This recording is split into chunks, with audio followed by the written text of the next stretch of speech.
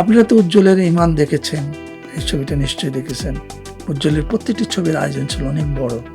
মমতাজ আলী নামে একজন নির্মাতা ওনার সাথে ছিলেন, উনি সব কিছু বড় আয়োজনে করতেন, নাসিব থেকে শুরু করে, ইমান থেকে শুরু করে, এবং যার কারণে সে কার্পণ্য করেনি। পাকিস্তান থেকে তার সে শ্যুট করে নিয়ে আসছে, 4 দিনের শুটিং, ঘোড়ার চেজিং ছিল।